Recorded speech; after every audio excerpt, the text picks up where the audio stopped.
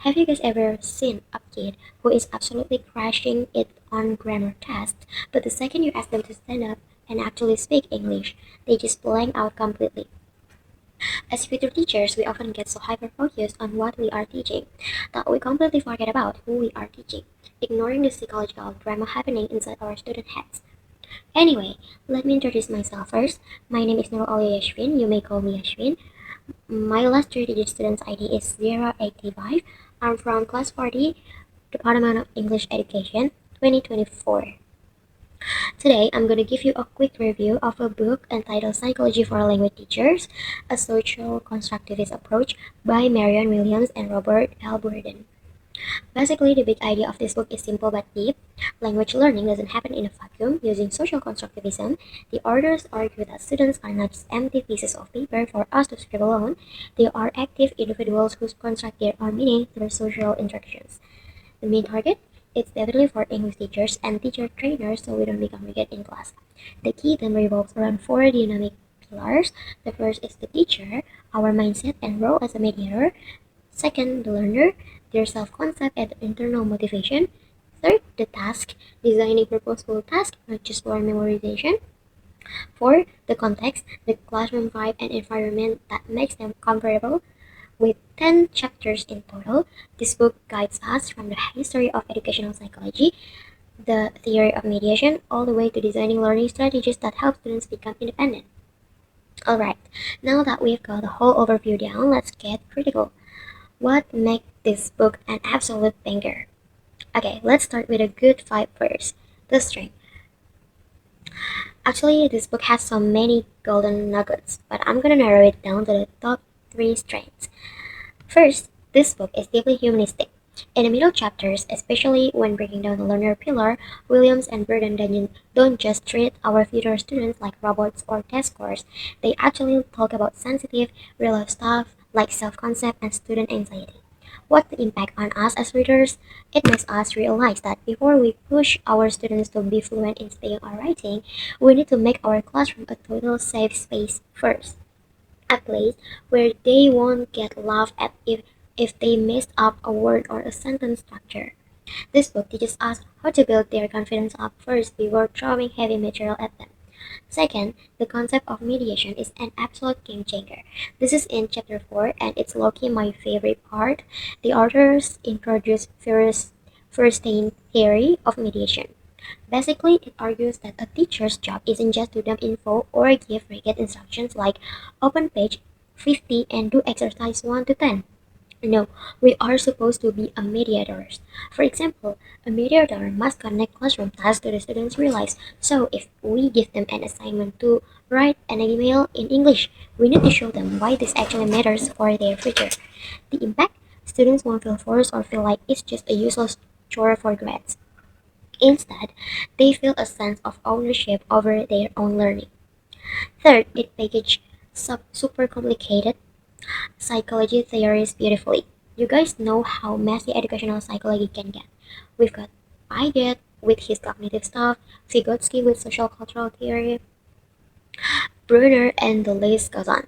But the cool thing about this book is how the authors managed to blend all those massive theories into one neat, organized framework, the 4-pillar model I mentioned earlier.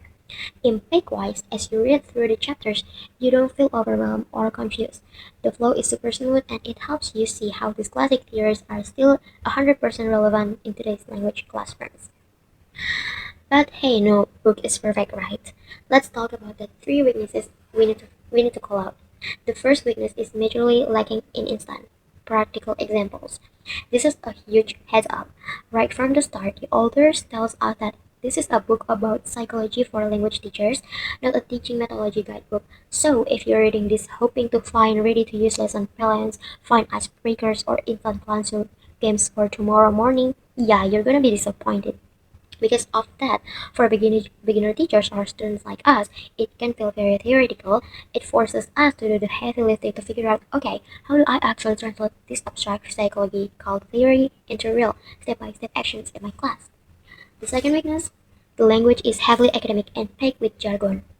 Even though Though it's meant for language teachers, it's still written by applied linguistic experts. The word choices can be pretty dense. There are so many complex psychology terms and super long sentences that you literally have to reread paragraph like 3 times just to catch the vibe. The impact for non-native speakers like us, reading this book takes extra effort, serious time, and high concentration. It's definitely not like casual read you can skim through while chilling. And third, the technology context is totally outdated. Well, to be fair, this book came out in 1997, back when the internet wasn't even a thing like it is today. When they talk about task in chapter 8 or context in chapter 9, their media examples are all about printed newspaper, magazines, cassette tapes, or radio broadcasts. The impact for us 2026 future teachers, it completely misses out on the psychology of students dealing with digital classroom, hybrid learning, educational apps, or the mental dynamics of Gen Z and Gen Alpha, the era of AI. So, we really have to manually tweak and modernize the theories ourselves to fit our currently reality. So, after throwing this book apart and looking at its pros and cons, here comes the ultimate question. Why on earth should we, especially as English education majors and future teachers, even care to read this book? Guys, let's take a quick step back and self-reflect for a second. Are we seriously gonna be those old school teachers who just walk into a classroom, scribble grammar formulas on the whiteboard, hand out boring worksheets, and the moment our students check out or get lazy, we just brush it off and say, well, I guess this kid just isn't born to do English. I mean, everyone in this major probably shares the exact same dream, right? We want to stand in front of our class and see our students' eyes actually light up. We want them to be excited, active, and not feel absolutely suffocated every time the English period starts. Nobody wants to be that toxic nightmare teacher whose presence gives students a literal mental breakdown or makes them feel dumb. And this is exactly why psychology for a language teacher is your ultimate cheat code to make that dream come true. This book is incredibly valuable because it doesn't boss you around with rigid, old-fashioned rules. Instead, it sets you free and shapes you into a reflective educator. Reading this book forces you to step back and start seeing the classroom from your students' perspective. You will learn how to unlock the hidden potential of that one super shy kid in the corner, how to design tasks that make your students go, wow, learning English is actually useful for my life, and how to build a classroom culture that thrives on positive vibes and real interactions. So, to all my fellow future educators out there, please don't just settle for being a teacher who just shows up to check a box or dumb linguistic theories. Let's upgrade ourselves, open our minds, and actually read this book with the right psychological insights.